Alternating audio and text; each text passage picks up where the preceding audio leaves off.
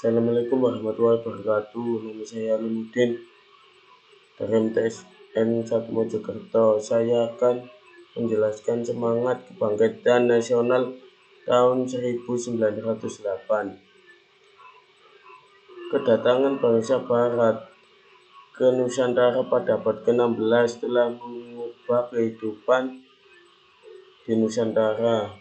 Tujuan awal mereka datang ke Nusantara hanya untuk berdagang rempah-rempah. Namun karena melihat kekayaan alam yang ada di Nusantara, tujuan tersebut berubah. Tujuannya tidak lagi untuk berdagang, melainkan menguasai daerah yang didatangi. Bangsa-bangsa Barat menggunakan berbagai cara untuk menguasai kerajaan di Nusantara. Cara-cara yang mereka lakukan antara lain mengadu domba antar kerajaan, melakukan perjanjian dengan kerajaan, dan sebagainya. Daerah-daerah taklukan negara Barat kemudian dieksploitasi sumber daya alam, dan manusia penduduk Nusantara dipaksa untuk tunduk menerima semua perintah dari pemerintahan kolonial. Kesengsaraan akibat paksaan dari pemerintah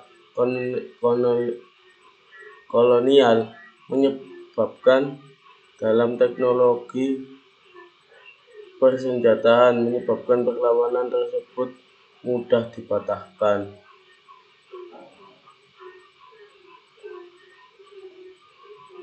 Kegagalan perjuangan dalam melawan kaum penjajah pada sebelum tahun 1908 telah memahami adanya pemikiran baru dalam memperjuangkan kemerdekaan Indonesia melalui jalur non-fisik yang dipelopori oleh Budi Utomo pada tanggal 20 Mei 1908.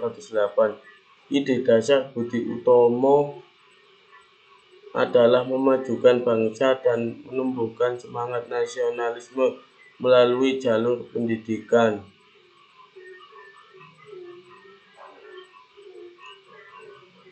Sehingga bangsa Indonesia mampu mengurus negara yang merdeka dengan kekuatan sendiri.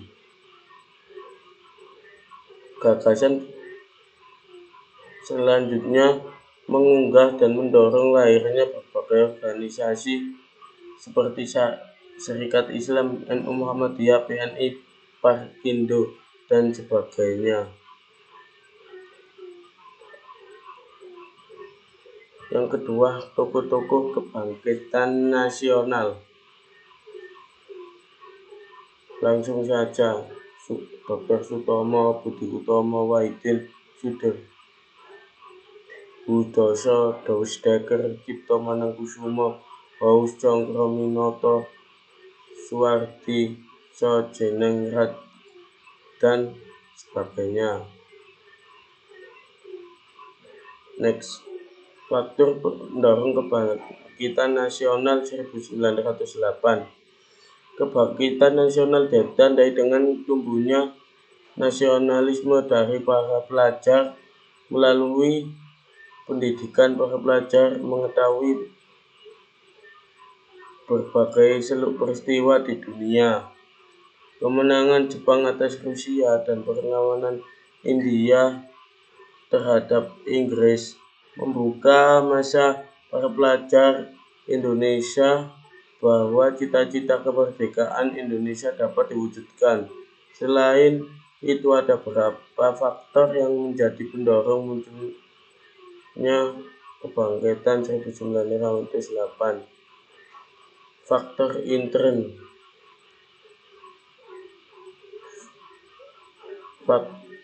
Faktor dari dalam yang mendorong munculnya kebangkitan internasional yaitu sebagai berikut.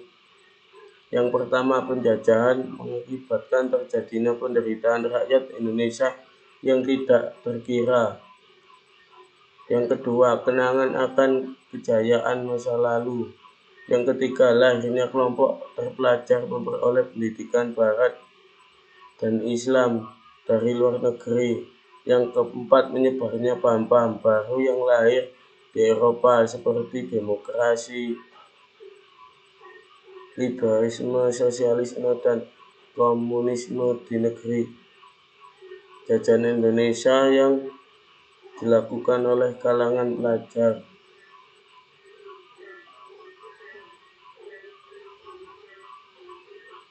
Yang keempat, faktor ekstern, yaitu faktor dari luar yang mendorong munculnya kebangkitan nasional sebagai berikut. Pertama, munculnya kesadaran tentang pentingnya semangat kebangsaan, semangat nasional, perasaan senasib sebagai bangsa terjajah, serta keinginan untuk mendirikan negara berdaulat lepas dari cengkaman imperialisme di seluruh negara-negara jajahan di Asia. Yang kedua,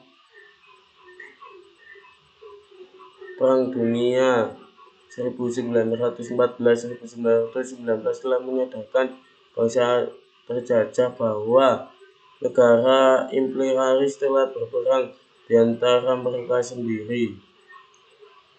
Yang ketiga, munculnya nasionalisme di Asia dan di negara jajahan lainnya di seluruh dunia telah mengilhami tokoh-tokoh pergerakan nasional untuk melakukan perlawanan terhadap Belanda. Yang terakhir yaitu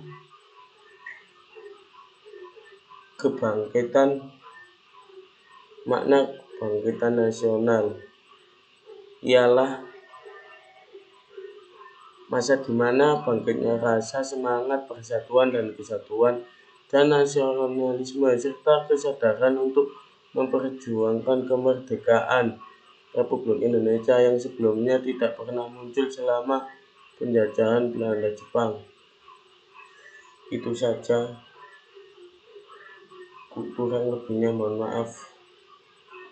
Ihdinas siratal mustaqim. Wassalamualaikum warahmatullahi wabarakatuh.